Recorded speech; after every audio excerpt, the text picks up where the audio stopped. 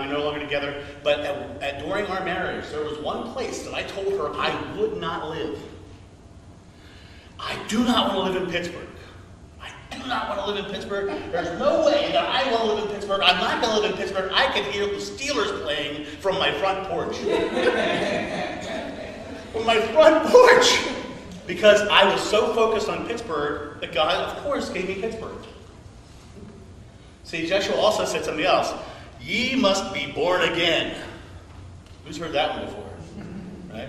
How many religions in the world have taken that to mean something huge and esoteric and really delved into what that meant? How many do you think? Tons of them, right? Do you know the next line in the Bible? Do not marvel that I said be born again, is the next line that Joshua said. Do not marvel at that, because I'm telling you to be born of the physical, then born of the spiritual.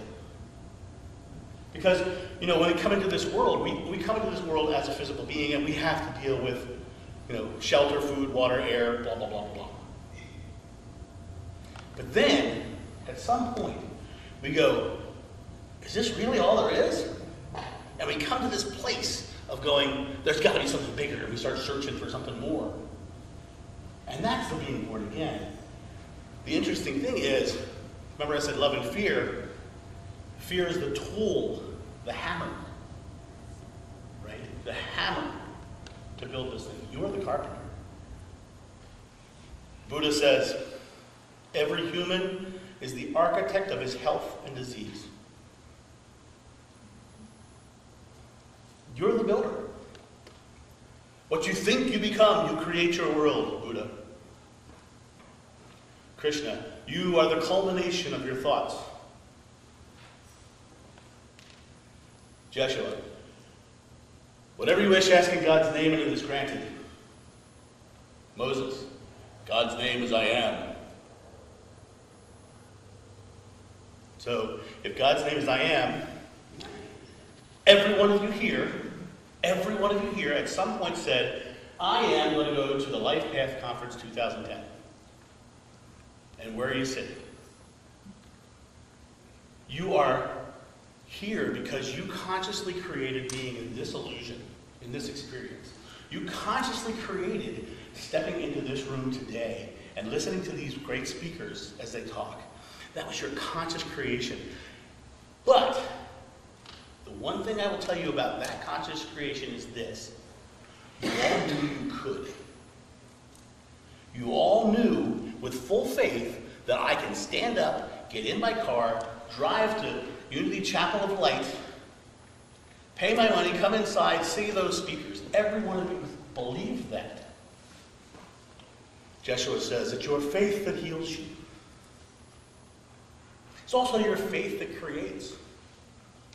You know, I am. We can go back to the I am. It wasn't I will be. Or I was. It's I am. It's the present moment. It's the only moment that your mind is consciously open right now. Because as my good friend Holly, who is the other sage in my life, says, you can't go to the store last Thursday today. And you can't go next Thursday now. It's only this moment that you have to create anything. And if in this moment I am asking for wanting, needing, hoping, or trying, I am wanting, I am needing, I am hoping, I am trying, I am asking in God's name for wanting, needing, hoping, and trying, and God's going to love you me. Wanting, needing, hoping, and trying, because that's what we asked for. Because your questions are declarations in the present moment. What you ask for in the present moment is what you're declaring to God to bring to you. Now, Chuck was talking about quantum physics earlier, and Einstein. Well, Einstein proved that there's nothing solid in an atom. It's all formless energy. Everything you see, formless energy. It's an illusion. Freaky. It's all an illusion. So, everybody take a breath. You realize the air you just breathe is made of atoms? And the lungs you breathe it with is made of atoms? And the carpet is made of atoms? on the wall is made of atoms. Everything you see and perceive is made of atoms. So what are you? Pardon? We're an illusion. You're an illusion. You are actually your consciousness, your soul. Your soul's plan's coming up, right? So your soul, you are your soul. What you think, you create. What you believe, you receive. And so, if that is the case, if you truly are the creator of your experience, wouldn't it make sense to consciously create something good? You know, I sit here and I go, you know, God, I wish I didn't have a bad back. What am I creating? Do you know, I was actually born with spina bifida occulta.